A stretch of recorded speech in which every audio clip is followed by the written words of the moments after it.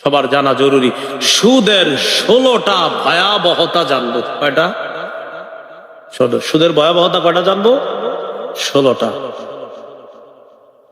এক নাম্বার সুদের ভয়াবহতা, সুদ খাওয়া মানে আল্লাহ আল্লাহর রসুলের বিরুদ্ধে যুদ্ধের ঘোষণা দেওয়া। কার বিরুদ্ধে ঘোষণা দেওয়া? যুদ্ধের। সুদ খাওয়া মানে আল্লাহ আল্লাহর রসুলের বিরুদ্ধে যুদ্ধের ঘোষণা দেওয়া। সুদের এক নাম্বার ভয়াবহতা। আল্লাহ পাক রব্বুল আলামিন সূরা বাকারার 279 নাম্বার আয়াতে আল্লাহ বলেন, فَإِن لَّمْ تَفْعَلُوا فَأْذَنُوا بِحَرْبٍ مِّنَ اللَّهِ وَرَسُولِهِ। আমি আল্লাহ তোমাদেরকে সুদ খাওয়া নিষেধ করার পরেও যদি তোমরা সুদ থেকে বিরত না হও, فَأْذَنُوا بِحَرْبٍ مِّنَ اللَّهِ وَرَسُولِهِ, তাহলে আল্লাহ এবং তার রাসূলের বিরুদ্ধে যুদ্ধের প্রস্তুতি নাও, যুদ্ধের ঘোষণা দাও। ফাজানু, আল্লাহ আল্লাহ রাসূলের বিরুদ্ধে যুদ্ধের ঘোষণা দাও, আল্লাহ আল্লাহ রাসূলের বিরুদ্ধে যুদ্ধের প্রস্তুতি নাও, যদি তুমি সুদ খানা ছাড়তে না পারো। তাহলে সুদ আল্লাহ বলছে ছেড়ে দাও, এর পরেও যদি না ছাড়েন তাহলে আল্লাহ বলছেন আল্লাহ আর তার রাসূলের বিরুদ্ধে যুদ্ধের ঘোষণা দিয়ে দাও। নাউজুবিল্লাহ। বলেন আমরা ইমানদার, আমরা কি আল্লাহ আল্লাহ রসুলের বিরুদ্ধে যুদ্ধের ঘোষণা দেওয়ার এই দুঃসাহসিকতা কখনো করতে পারি? আল্লাহ আমাদেরকে হেফাজত করেন। তাহলে সুদ খাওয়া যাবে না। আরবের দুইটা গোত্র, এক গোত্রের নাম সাকিফ গোত্র, আরেক গোত্রের নাম মাখজুমি গোত্র। সাকিফ গোত্রের একটা এলাকার নাম বনু আম, মাখজুমি গোত্রের এক দলের নাম বনুল মুগীরা। আল্লাহর কি কুদরত, ইসলামের দাওয়াত পাওয়ার পর বনু আমর আর বনুল মুগীরা দুই দল কালিমা পড়ে মুসলমান হয়ে গেছে। ইসলাম গ্রহণ করার আগে এই দুই এলাকার মাঝে সুদি কারবার ছিল, সুদি লেনদেন। একটু বুঝছেন নি আপনারা? সাকিব গোত্র মাখজুমি গোত্রের কাছে সুদের অতিরিক্ত টাকা পাইতো, সুদি লেনদেনের অতিরিক্ত যে অংশটা এটা পাইতো। বুঝে থাকলে বলেন তো, সুদি লেনদেনটা তাদের কখন হয়েছে? ইসলাম গ্রহণের পরে না আগে? আগে। ইসলাম গ্রহণের আগে তাদের মাঝে সুদি কারবার, সুদি লেনদেন হওয়ার পর তারা মুসলমান হলো। মুসলমান হওয়ার পর ওই সাকিব গোত্র যারা সুদি টাকা পায়, মাখজুমি গোত্রের কাছে আইসা কয়, আমরা যে তোমার কাছে সুদের যে টাকাটা পাইতাম, সুদের অতিরিক্ত যে লভ্যাংশটা পাইতাম, এটা দাও, আমাদের সুদ ফেরত দাও। এখন বলেন তো, সুদ ফেরত চাচ্ছে কি ইসলাম গ্রহণের আগে না পরে? আর লেনদেন হয়েছে কখন? এই তো মাশাআল্লাহ। তাহলে সুদি লেনদেনটা হয়েছিল ইসলাম গ্রহণের আগে, আর সুদটা চাইতেছে এখন কখন? ইসলাম গ্রহণের পরে। এখন আপনারা বলেন তো, যেই দুই দল এক দল আরেক দলের কাছে সুদ চাইতেছে, এরা কি এখন অমুসলিম না মুসলমান? মুসলমান। তো সুদ চাওয়ার পর মাখজুমি গোত্র কয়, না আমরা সুদ দিব না। কয় কেন? আমরা এখন মুসলমান হয়ে গেছি, এগুলো আর আমরা দিব না। ঘটনাচক্রে আত্তাব ইবনে আসিদ নামে একজন ছিল রাসূলের নায়েব হিসাবে। নায়েব মানে বুঝেননি? ভাইস, অর্থাৎ প্রিন্সিপালের পরে যিনি থাকেন। তো তিনি রাসূলের কাছে একটা চিঠি পাঠাইছে, আল্লাহর নবী সাকিফ গোত্র মাখজুমি গোত্রের কাছে সুদি লেনদেনে কিছু অতিরিক্ত লভ্যাংশ পাইতো মুসলমান হওয়ার আগে, এখন মুসলমান হয়েও এই সুদি চাইতেছে, সুদি লেনদেন আবার চাইতেছে তাদের কাছে, সুদি কারবারটা ফেরত চাইতেছে। এখন হুজুর কি করতে পারি? নবীর কাছে এই চিঠি পড়ে শোনানো হচ্ছে। রাসূল চিঠির ভাষা শোনার পর আল্লাহ সূরা বাকারার 278 নম্বর আয়াত নাজিল করে দিয়েছে, যে নবী আপনি জানায়া দেন, হে ইমানদারগণ, এই মুহূর্তে সুদের কারবার ছেড়ে দাও। এখন আর তোমরা অমুসলিম না, এখন তোমরা মুসলমান, তোমরা ঈমান আনছো। যদি ঈমান এনে থাকো, সুদের কারবার ছেড়ে দাও। আর 279 নম্বর আয়াতে বলছে, আমি আল্লাহ বলার পরেও যদি সুদের কারবার ছেড়ে না দাও, তাহলে আল্লাহ আর তার রাসূলের বিরুদ্ধে যুদ্ধের প্রস্তুতি নাও। কথা বুঝে আসছে? তাহলে দেখেন, মাত্র মানুষগুলা মুসলমান হইছে, আল্লাহ তাদের ব্যাপারে কি কঠোর ভাষা ব্যবহার করতেছে, অথচ আমরা তো জন্মসূত্রে মুমিন সবাই। কতদিন হয়ে গেছে আমরা মুসলমান, হ্যাঁ আমাদের মা বাবা মুসলমান, তাই আমরাও মুসলমান, জন্ম থেকেই মুসলমান। আর এই মানুষগুলা মাত্র মুসলমান হয়েছে, আল্লাহ বলে দিচ্ছে মুসলমান হইছো, এখন ইমানদার তোমরা, সুদি লেনদেন ছেড়ে দাও, যদি না ছাড়ো আমার বিরুদ্ধে আর নবীর বিরুদ্ধে যুদ্ধের প্রস্তুতি নাও। তারা দুই গোত্র এই আয়াত জানার পর কয় এই মুহূর্তে সুদি লেনদেনের সমস্ত সুদি কারবার থেকে আমরা ফিরত আসলাম। দেখছেন ঈমান কারে কয়, ইসলাম কারে কয়? মাত্র মুসলমান হইছে আর এই হুকুম আসছে, ছেড়ে দিচ্ছে। তাহলে এক নাম্বার সুদের ভয়াবহতা জানলাম, সুদ খাওয়া। এই যে আজকের বয়ান শোনার পরেও যদি সুদি লেনদেনে লিপ্ত থাকেন, আল্লাহ বলছে ইমানদাররা আমি নিষেধ করার পরেও যদি না ছাড়ো তো আল্লাহ রসুলের বিরুদ্ধে যুদ্ধের প্রস্তুতি নাও। এটা এক নাম্বার ভয়াবহতা। আল্লাহ আমাদেরকে এই কারবার ছেড়ে দেওয়ার তৌফিক দান করেন। দুই নাম্বার, যে ব্যক্তি সুদ খায় আর তাকে ধরে স্পর্শ করে পাগল বানায় দিস, পাগল অবস্থায় উঠবে সুদখোর। আল্লাহ পাক রব্বুল আলামিন সূরা বাকারার 275 নম্বর আয়াতে বলেন আল্লাযীনা ইয়াকুলুনার রিবা, যারা সুদ খায়, লা ইয়াকুমুনা ইল্লা কামা ইয়াকুমুল্লাযী ইয়াতাখাব্বাতুহুশ শাইতানু মিনাল মাস, তারা এমন অবস্থায় কবর থেকে উঠবে যেন শয়তান তাদেরকে স্পর্শ করে পাগল বানিয়ে দেয়, এমন অবস্থায় তারা কবর থেকে উঠবে। কেন?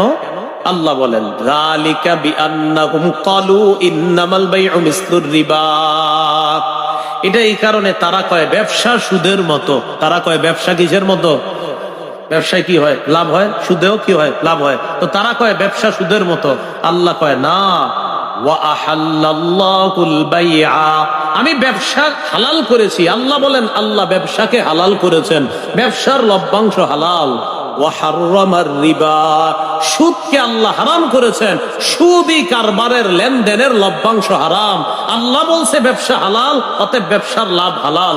আল্লাহ বলছে সুদ হারাম, অতএব সুদি পর্যায়ের লেনদেন হারাম। বলেন ব্যবসা হালাল কে বলছে? সুদ হারাম কে বলছে? তাহলে ব্যবসার লেনদেনের লভ্যাংশ হালাল এই ঘোষণা কার? সুদি কারবারের লেনদেনের লভ্যাংশ হারাম এই ঘোষণাও কার? তো যারা বলবে ব্যবসা আর সুদ একরকম, আল্লাহ কয় মর, শয়তান স্পর্শ করলে মনে হবে তুমি পাগল, এই পাগল অবস্থায় কিয়ামতের মাঠে উঠবা। এগুলো দুই নাম্বার ভয়াবহতা। সুদের তিন নাম্বার ভয়াবহতা দেখেন, যে ব্যক্তি সুদ খাওয়া অবস্থায় মারা যাবে, কিয়ামতের ময়দানে দেখলে মনে হবে তার গলায় কেউ চাইপা ধরছে, ফাঁস লাগায়া দিছে, হা হা করতে করতে ফাঁস লাগানো ব্যক্তির মতো লোকটা কিয়ামতের মাঠে উঠবে। উমদাতুত তাফসীর 1 নম্বর খণ্ড 330 নম্বর পৃষ্ঠা।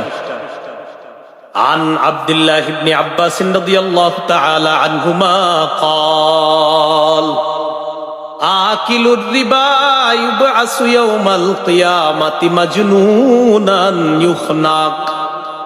আব্দুল্লাহ ইবনে আব্বাস বলেন কিয়ামতের ময়দানে সুদখোর এমন অবস্থায় উঠবে দেখলে মনে হবে মাজনুনান, পাগল, আর মনে হবে ইউখনাক, তার গলার মধ্যে চেপে ধরা হয়েছে, শ্বাসরোধ করা হচ্ছে। দেখলে মনে হবে তাকে শ্বাসরোধ করা হচ্ছে আর শ্বাসটা যায় যায় এমন অবস্থা। এই অবস্থায় সুদখোর কিয়ামতের মাঠে ওঠার পর তারে কি বলা হবে দেখেন, ক্বালু লিআকিলির রিবা খুস সিলাহাকা লিল হারব, আল্লাহর পক্ষ থেকে বলা হবে ও সুদখোর তুমি তোমার অস্ত্র নাও আমি আল্লাহর সাথে লড়াই করার জন্য। সুদখোরকে বলবে অস্ত্র নাও আমার সাথে লড়াই করার জন্য। সুদ তো খাইছো, আমি না করছিলাম সুদ খাও না, এরপরেও খেয়েছো, তো নাও অস্ত্র নাও আমার সাথে লড়াই করো কিয়ামতের মাঠে। এগুলো 3 নাম্বার। 4 নাম্বার, সুদখোর সুদের কারণে আল্লাহ পাক রব্বুল আলামিন তারে কিছু হালাল রিজিক তার কিসমতে রাখছে, সুদি কারবারের কারণে এই হালাল রিজিক থেকেও বঞ্চিত হয়। এই বেচারার জীবনে ভালো কিছু রাখছে মনে করেন কথার মতো, তো এই লোকটা এমন এমন কাম করে যে কাজের কারণে ওই নিয়ামতগুলো আল্লাহ ছিনায় নেয়। যা সূরা নিসার 160 161 নম্বর আয়াত মন দিয়ে শুনেন। ফাবিজুলমিম মিনাল্লাযীনা হাদু হাররামনা আলাইহিম তাইয়্যিবাতিন উহিল্লাত লাহুম। আল্লাহ বলেন ইহুদীদের জুলুমের কারণে আমি আল্লাহ হালাল জিনিসকে হারাম করলাম যা তাদের জন্য হালাল ছিল। আল্লাহ কয় ইহুদীদের জুলুমের কারণে কিছু বৈধ জিনিসকে, পবিত্র জিনিসকে আমি হারাম করে দিছি, যে পবিত্র জিনিসগুলা তাদের জন্য ছিল হালাল, আমি করে দিছি হারাম। কেন? তাদের জুলুমের কারণে। তাদের জুলুমের কারণে কিছু পবিত্র জিনিস যা তাদের জন্য হালাল ছিল আমি হারাম করে দিছি, না এটা আর ধরবা না, অথচ এটা তাদের জন্য হালাল ছিল। এরপরে আর কি কারণে? ওয়াবিসাদ্দিহিম আন সাবিলিল্লাহ। এক নাম্বার জুলুমের কারণে তাদের হালাল জিনিসগুলো আমি হারাম করছি। দুই নাম্বার, এরা আল্লাহর রাস্তা থেকে মানুষকে বাধা দেয়, এই কারণে আমি তাদের হালাল জিনিসগুলো হারাম করছি। আর ওয়া আখযিহিমুর রিবা ওয়া কদনুহু, সুদ গ্রহণ করার কারণে, যে সুদ থেকে তাদেরকে নিষেধ করা হয়েছে, এরপরেও তারা সুদ গ্রহণ করেছে। এই সুদ নেওয়ার কারণে তাদের জন্য বৈধ জিনিসগুলা আমি অবৈধ করে দিচ্ছি। কেন? সুদ গ্রহণ করছে, এদেরকে নিষেধ করা হয়েছে সুদ খাও না, এরপরে সুদ খাইছে। তা আমি আল্লাহ পবিত্র যেগুলো ছিল হারাম করে দিই, যাও এগুলাও খাইবা না। এই জন্য আল্লাহ নিয়ামত ছিনায় নাই সুদখোরদের। কি নিয়ামত? দেখবেন হঠাৎ বলবে আপনি যাও ছাড়া আর কিচ্ছু খাইবেন না, তো এত সুদ খেয়ালা বলো কি?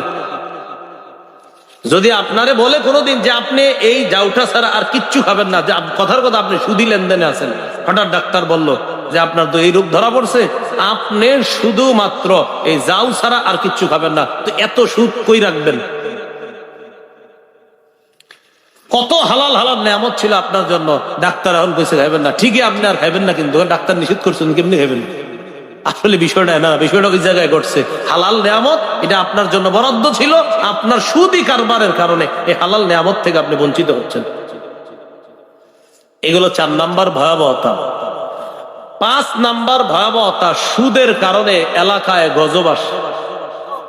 কি আসে? সবাই কি আর সুদ খায় বলেন? কিছু মানুষ খায়, পুরো এলাকার উপর গজব আসে। আত-তারগীব ওয়াত তারহিব কিতাবের নাম, 3 নাম্বার খণ্ড, 69 নাম্বার পৃষ্ঠা। এই জায়গায় আসছে ক্বালা রাসূলুল্লাহ সাল্লাল্লাহু আলাইহি ওয়াসাল্লাম ইযা যাহারাজ জিনা ওয়ার রিবা ফি ক্বরিয়া। আল্লাহ নবী বলেন, কোন এলাকার মধ্যে যখন 2টা অপরাধ বেড়ে যায়, বলেন কয়টা? 1 নাম্বার জিনা, 2 নাম্বার সুদের কারবার। কোন এলাকার মধ্যে যখন 2টা অপরাধ বেড়ে যায়, 1 নাম্বার জিনা, 2 নাম্বার সুদের কারবার। ব্যভিচার আর একটা হলো সুদের কারবার। সুদ আর এখন গোপনে নাই, মানুষ এখন প্রকাশ্যে সুদ খায়। সুদ দিলে নে, টাকা নিলে নিতে পারো, সুদ দিবি নেবি, নাইলে নাই, শেষ, ডাইরেক্ট। তো নবীজি বলেন, সুদ আর জিনা যে এলাকায় বাড়বে, قد أحلوا بأنفسهم عذاب الله, এই মানুষগুলা ওই এলাকায় নিজেদের জন্য আল্লাহর আযাব বৈধ করে নেয়। আল্লাহ আযাব দিতে চায় নাই, আযাব কি কখনো বৈধ? আল্লাহর আযাবটা আমাদের এলাকার জন্য ছিল না, ওরা সুদি কারবার কইরা আল্লাহর আযাবকে ওরাই বৈধ করে নেয়। আল্লাহ আযাব দিবে না, কিন্তু ওরাই টাইনা নিয়ে আসে, জি দেন দেন আযাব দেন। এজন্য এলাকায় ভালো মানুষগুলার উচিত হলো সুদ যারা খায় ওদেরকে বুঝানো, ভাই ধরেন ভাই সুদ খায় না, আপনার কারণে আমগো উপরে গজব আসবে। ঠান্ডা মাথায় বলে দিবেন, হয়তো সুদের কারবার ছেড়ে দেন ভাই, না আমগরে বাঁচানোর জন্য অন্য জায়গায় বাড়ি করবে নাকি না? ঠিক কেমন? তো ওই জায়গায় গিয়েও তো সুদ খাবে, তো এলাকার মানুষও তো বিপদে পড়বে। আপনারাই সোজা করবেন, আরেক জায়গায় পাঠাইলে তো সমস্যা, ভাইরাস। মানে আমি কইছি দিকে, হ্যাঁ ঠিক, আরেক জায়গায় যাইতে, তো ওই জায়গায় গিয়েও তো এই ভাইরাস ছড়াবে। এ হলো 5 নাম্বার, সুদি কারবারে যারা যুক্ত থাকবে তারা এলাকার জন্য আযাব বৈধ করে নেয়, আল্লাহ হেফাজত করেন। 6 নাম্বার, সুদের ভয়াবহতা। যে এলাকার মধ্যে সুদের কারবার বেড়ে যাবে, ওই এলাকায় দুর্ভিক্ষ দেখা দিবে। আগে যেই পরিমাণ ফসল হইতো এখন আর হবে না। আগে কৃষক যেই পরিমাণ ধান পাইতো এই বছর আর পাবে না তেমন। আগে কৃষকের যখন বৃষ্টি দরকার ছিল আল্লাহ তখন বৃষ্টি দিত, এখন আল্লাহ দরকার অনুযায়ী বৃষ্টি দিবে না, অন্য সময় বৃষ্টি দিবে। রাসূলুল্লাহ সাল্লাল্লাহু আলাইহি সাল্লাম বলেন, মুসনাদে আহমদ 17822 নম্বর হাদিস, قال رسول الله صلى الله عليه وسلم ما من قوم يظهر যে এলাকার মধ্যে সুদের কারবার বেড়ে যায় ইল্লা উখিজু বিসানা, ওই এলাকার মধ্যে দুর্ভিক্ষ লেগে যায়। আগের মতো নেয়ামত হবে না। আগে লাউ ধরতো আপনার গাছে 10টা, এবছর 2টাও ধরে না। সুদি কারবারের কারণে এলাকায় দুর্ভিক্ষ লাগবে। আগে আপনি সকালবেলা তরি তরকারি আর ঘরের বাহিরে পাশেই ক্ষেত থেকে খাইতে পারতেন, এখন আপনি হাহাকার, হুজুর আগের মতো হচ্ছে না।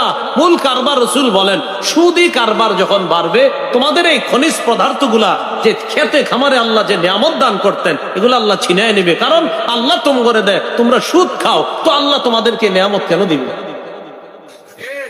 এ হলো 6 নাম্বার। আপনারা কি খারাপ লাগতেছে? লাগলেও তো আমার এই বয়ানে করতে হবে, আমার তো বিষয় দিছে এটা, এই যে লেখা আছে বিষয়, আরিফ বিন হাবিব পাশে বিষয়, সুদ ও ঘুষের ভয়াবহতা, এই যে লেখা। আমি তো এটাই করতে হবে, আপনারা কোনো চেঞ্জ করা যাবে না, বিষয় তো এটাই।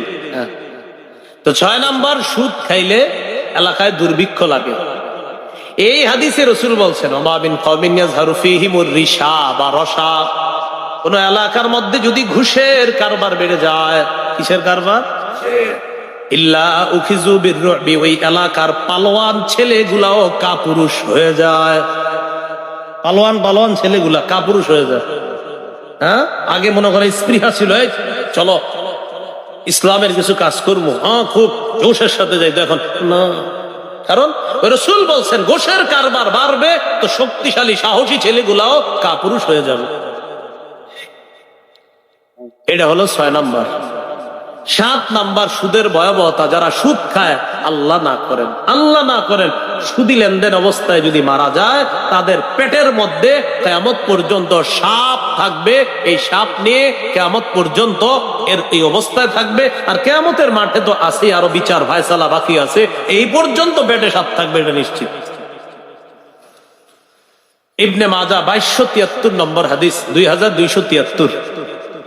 এই হাদিসের মধ্যে আসছে قال رسول الله صلى الله عليه وسلم أتيت ليلة أسري بي على قوم, মেরাজের রাতে আমি যখন রওনা করলাম, এমন একদল মানুষের পাশ দিয়ে গেলাম, যাওয়ার পর তাদের দিকে তাকাইলাম, তাকায় দেখলাম বুতুনুহুম কাল বুয়ুত, তাদের পেটগুলা বিশাল বড় বাড়ির মতো।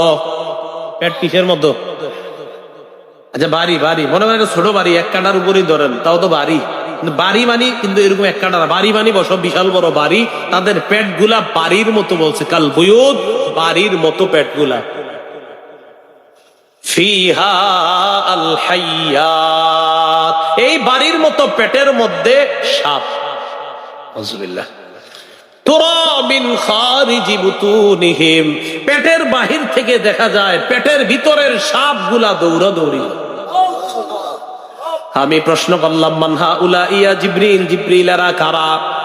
জিবরিল আমিন জবাব দেয় হাউলাই আকালাতুর রিবা ইয়া রাসূলুল্লাহ, হে আল্লাহর রাসূল, এরা হলো সুদখোরের দল। এরা কারা? তাহলে 7 নাম্বার, সুদ যারা খাবে তাদের পেটের মধ্যে কি দেখা যাবে? সাপ। 8 নাম্বার, যারা সুদ খাবে, নাউজুবিল্লাহ, সুদ খাওয়া, আপন মায়ের সাথে বিয়ে করা মানে ব্যভিচার করা, আপন মা।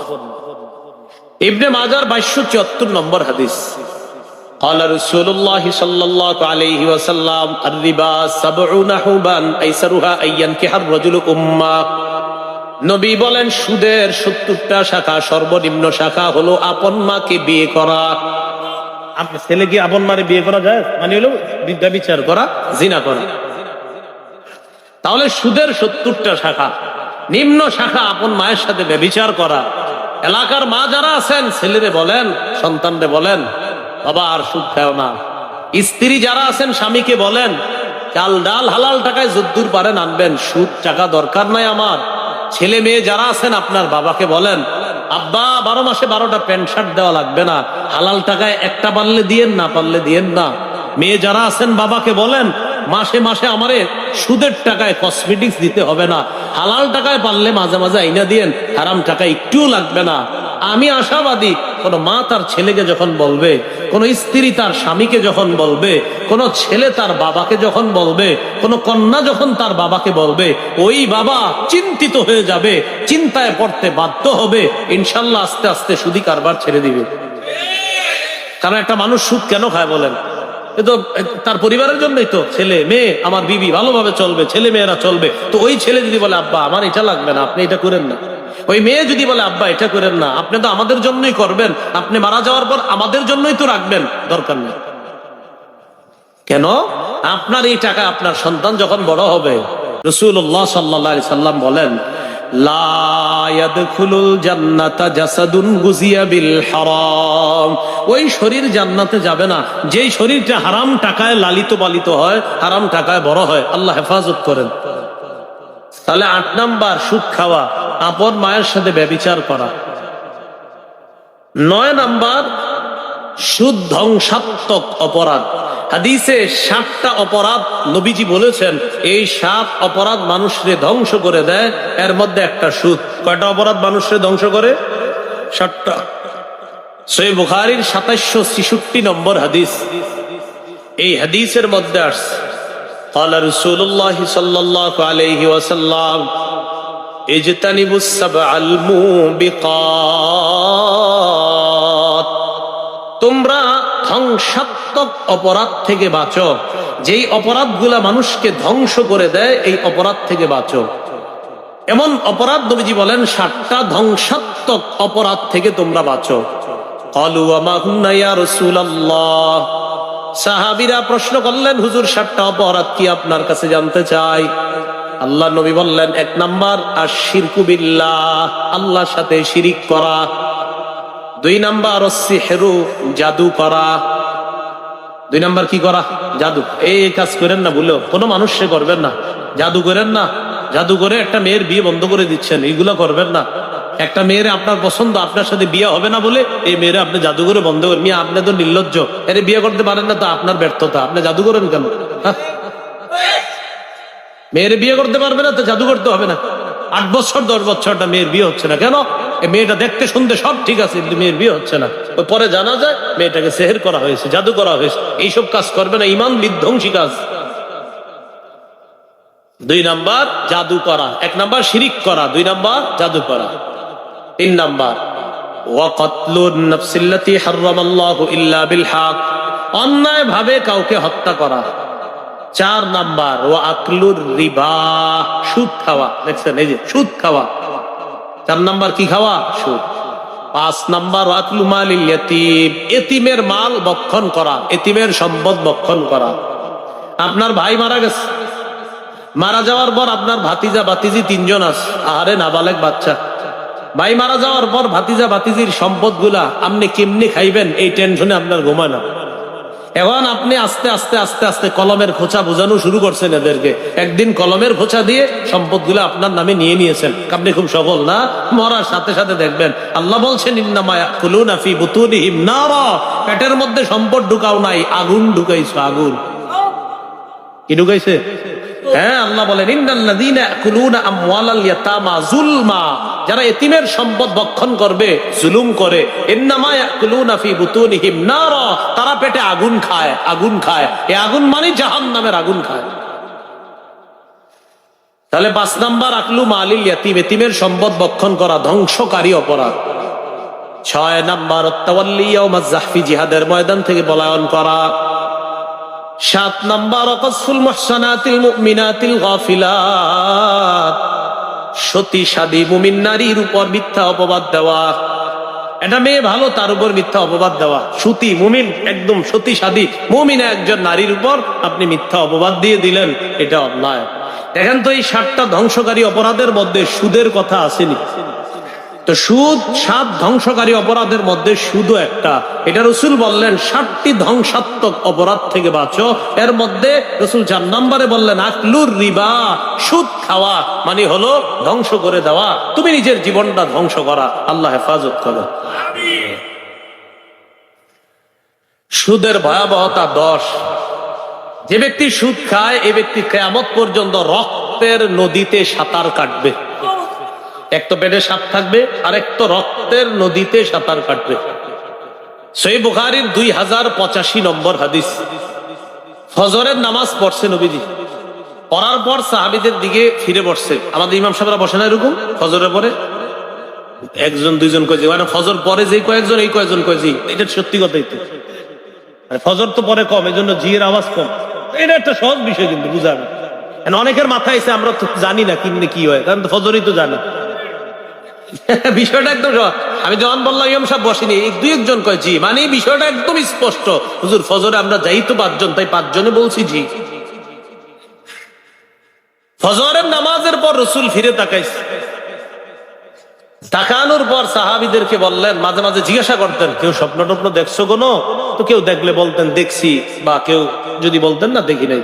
তো নবীজি কয়, শোনো, কালকে রাত্রে আমি একটা ঘটনা দেখছি, তোমাদেরকে শোনাই। লম্বা একটা ঘটনা শুনাইছে। এর মধ্যে সহিহ বুখারী 2085 নম্বর হাদিসে সংক্ষেপে আনছে বর্ণনা। নবীজি বলেন, দুইজনের সাথে আমি চলতে লাগলাম, যাইতে যাইতে হাত্তা ইদা আতাইনা আলা নাহরিন, হাত্তা আতাইনা আলা নাহরিন, একটা নদীর কাছে গেলাম। কিসের কাছে? পুকুর না, নদী।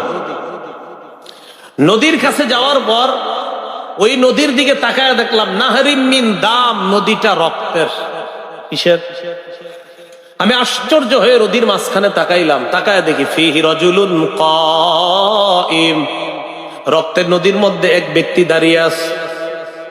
ওয়া আলা ওয়াসতিন নাহরি রাজুলুন বাইনা ইয়াদাইহি হিজারা, নদীর সাইডে তাকাইলাম, কিনারায় তাকাইলাম, নদীর পারে দেখি আরেকজন দাঁড়ায় আছে, তার সামনে পাথর আর পাথর।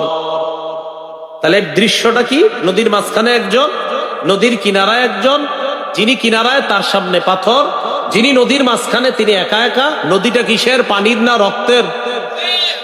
আমি তাকায় রয়েছি, হঠাৎ আমি দেখি ফাকবালাল্লাযী ফিন নাহরি, রক্তের নদীর মধ্যে যেই লোকটা, এই লোকটা কিনারার দিকে রওনা করছে।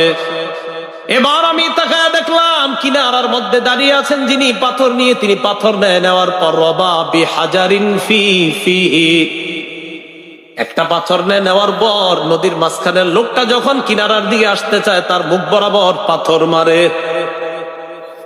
মুখ বরাবর পাথর মারে। পাথর মারলে রদ্দাহু হাইসু কানা, এক পাথর লাগে আবার নদীর মাঝখানে চলে যায়। তো পাথর লাগলে রক্ত বের হয় না, এই রক্তে পুরা নদীর কালার রক্ত হয়ে গেল।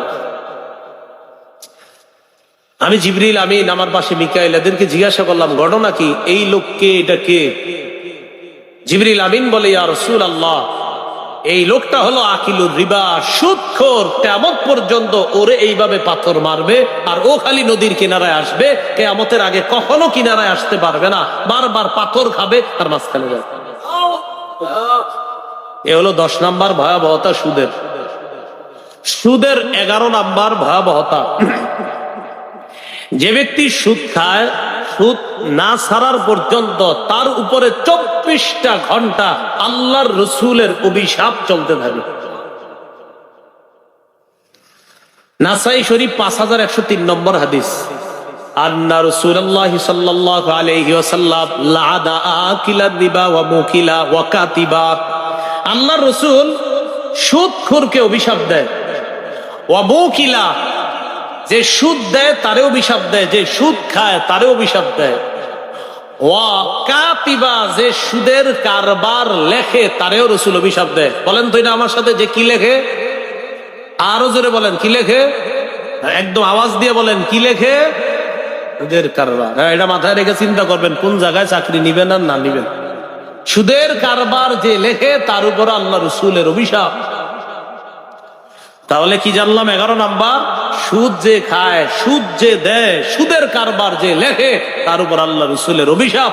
অন্য বর্ণনায়, পরের বর্ণনায় আসছে ওয়া শাহিদা, সুদের সাক্ষী যে দিবে তার উপর রসুলের অভিশাপ।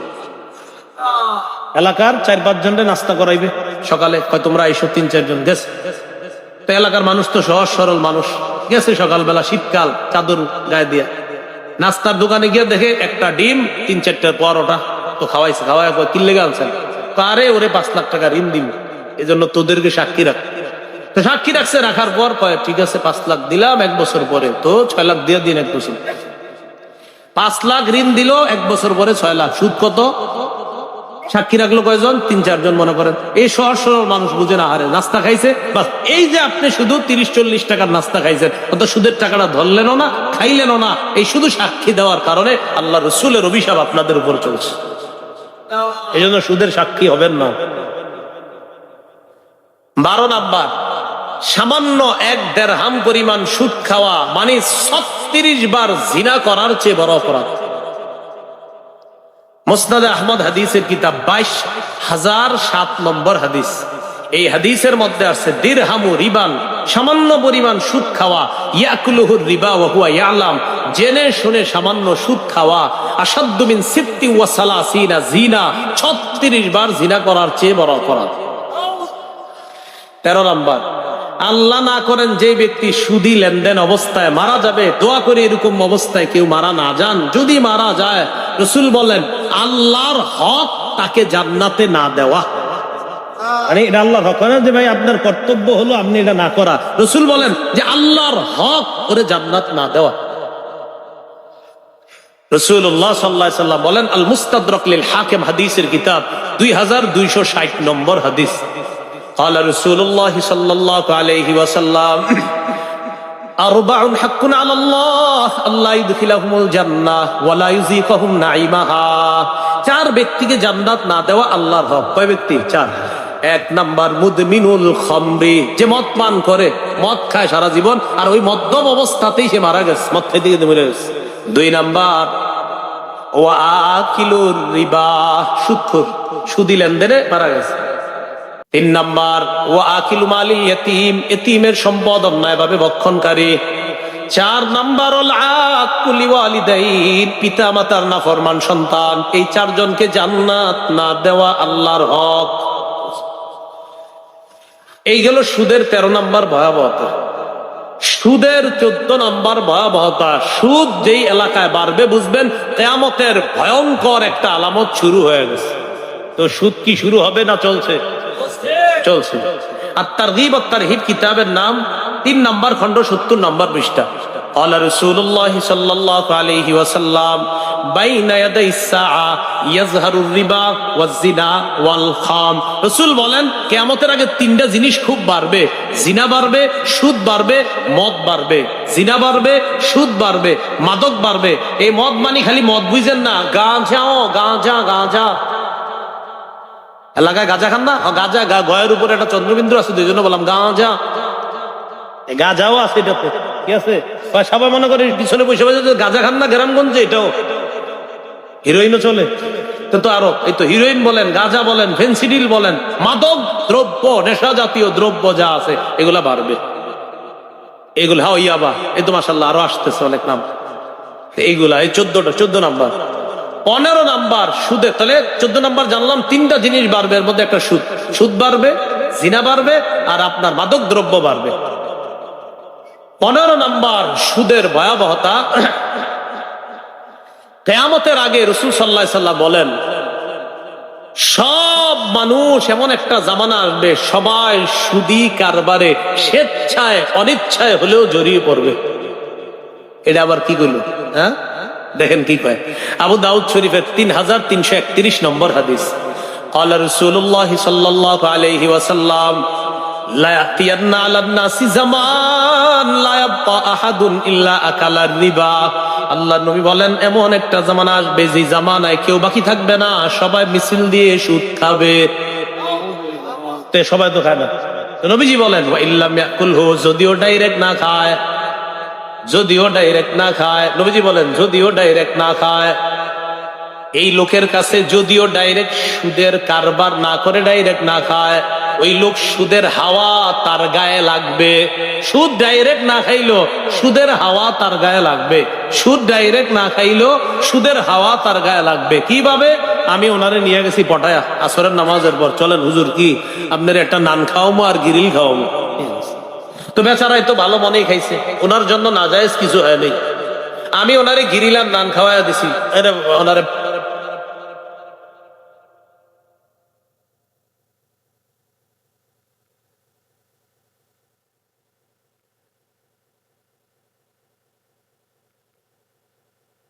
পাঠাই দিছি। পাঠায় দেওয়ার পর আসলে ওনারে খাওয়াইছে, সমস্যা তো ওনার না, উনি আমার আসলে ওই গিরিলার নান পুরাটা সুদের টাকায় খাওয়াই দিচ্ছে। তাহলে দেখেন এই বেচারা সুদ খায় না, কিন্তু সুদের হাওয়া পেটে ঢুকাই দিচ্ছে।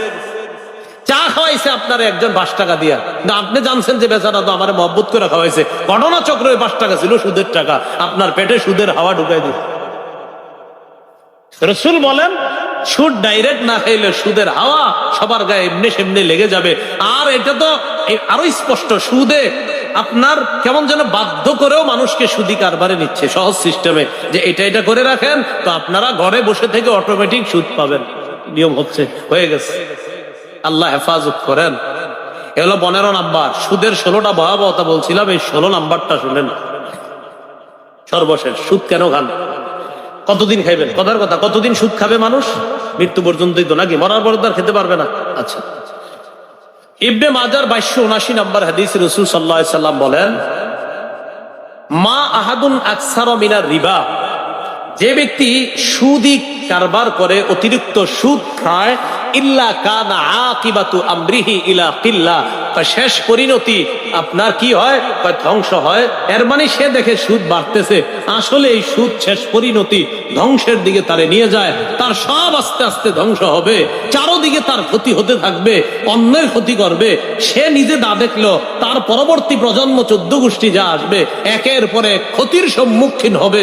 রাসূল বলেন সুদের পরিণাম হলো, পরিণাম এত ভয়াবহ যে দেখতে তুমি বুঝলা অনেক কিছু বানাইছো, না, এটা ইলা কিল্লা, এটা কমের দিকেই যাবে। আর এই কমটা তোমার পরবর্তী প্রজন্মের মাঝে তারা হারে হারে সব টের পাবে।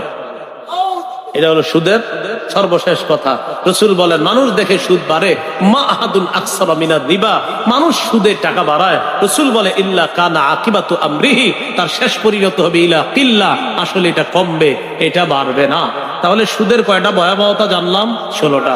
কইতে পারবেন নি কেউ? আচ্ছা আমি কই, শুনেন। 1 নাম্বার, সুদ খাওয়া মানে হলো আল্লাহ রাসূলের বিরুদ্ধে যুদ্ধের ঘোষণা দেওয়া, সূরা বাকারা 279 নম্বর আয়াত। 2 নাম্বার, সুদ খাওয়া কিয়ামতের ময়দানে পাগল অবস্থায় ওঠা, সূরা বাকারা উমদাতুত তাফসীর 1 নাম্বার খণ্ড 330 নম্বর পৃষ্ঠা। 4 নাম্বার, সুদ খাওয়া মানে হলো হালাল নেয়ামত থেকে বঞ্চিত হওয়া, সূরা নিসা 160 161 নম্বর আয়াত।